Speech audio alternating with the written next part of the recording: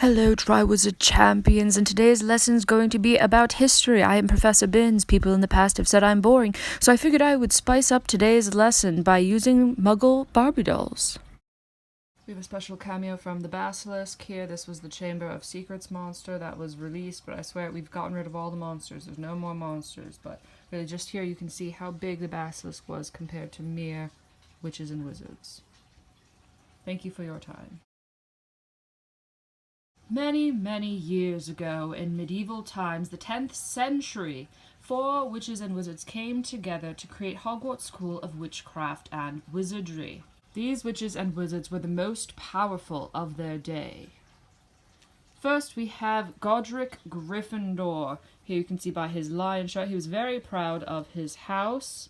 He believed that bravery and courage were the most important things, and he also really liked cats, so he actually had a very big one, and that carried him around all the time.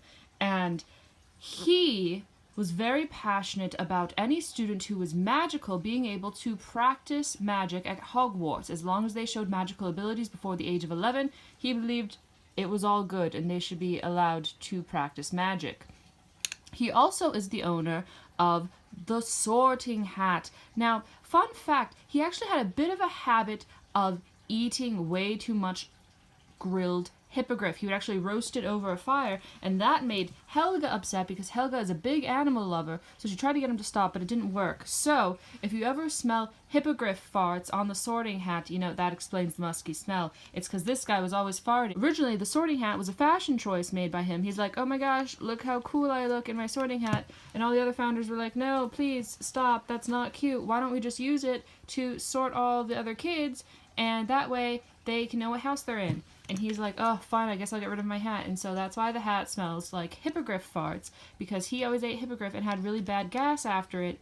And there you go. He also is the owner of the Sword of Gryffindor. So if you remember, a young Harry Potter a few decades ago came and just destroyed a basilisk with the Sword of Gryffindor. And that was his, and so he's a pretty big deal. Fun fact, Godric and Salazar were actually besties in school, and then the rift started because Salazar's like, hey, only purebloods should actually go to school here because all their parents were purebloods, and we're purebloods, and if they're all purebloods, then it's pretty much that they're the most powerful, and everyone was like, doesn't that just mean that all their cousins, like, married each other?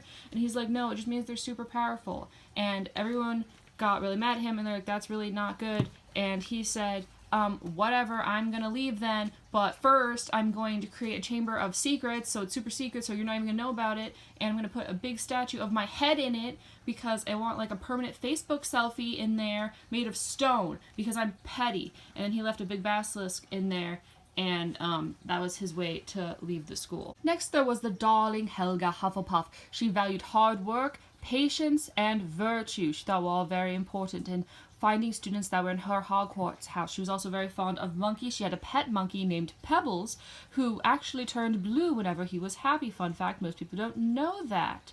She was a very, very big proponent of anyone being able to practice magic if they had magical abilities and they wanted to learn. She believed that that was very important.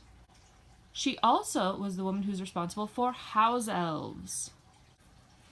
Helga was very close friends with Rowena Ravenclaw, and they were like besties, and Helga had a cup that was used by Voldemort as a Horcrux many years later.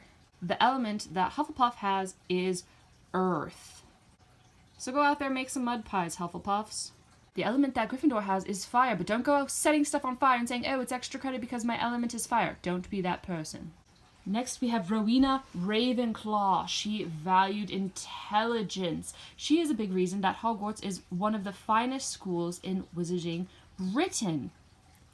She also had a daughter, Helena, and Helena stole her mother's diadem and hid it, and Voldemort then used that for Horcrux too, because he was just making Horcruxes out of everything, and it caused rift between them, and you can actually see Helena now walking around as the Grey Lady, but, you know, don't cause a thing, don't be like, oh, you know, you stole your mom's thing, don't be that person, like, just be chill with her, it's fine, everything's fine. Ravenclaw's element is air. Fun fact, Rowena's favorite place was actually Hawaii. So she would travel there all the time and brought back some design elements into the school. That's why there are so many torches. It's not because it was medieval times, it was because it reminded her of tiki torches. Lastly, we have our E-boy, Salazar Slytherin. He really liked cunning and pureblood families. And the sign for Slytherin is water. So I feel like that's obvious. Slytherin, you see that there's a lake right next to your dormitories. I think you probably figured this one out. But he also had a locket that his descendant, Lord Voldemort, took and turned into a Horcrux again. You know, surprise, surprise. And people often connotated Slytherin back in the day with being evil because you had, this boy and Lord Voldemort. But in many years, we are very proud because now become very inter-house supportive since the Wizarding War. Every house loves every house. There's no evil, there's no bad. Every house is equal with one another. Fun fact about our E-boy Sal, he actually always painted his fingernails gold, so anytime you see him out and about, he would have gold fingernails because he liked the sparkles. That's it for today's lesson. Here are your questions. The first one is, what are the names of the 4 Hogwarts founders? The second question is, what element do all 4 houses correspond to? And name one fun fact about one of the founders, whichever one was your favorite. 6 points to whoever who has the first correct answer, 4 points to the second, and 2 points for every correct answer after that.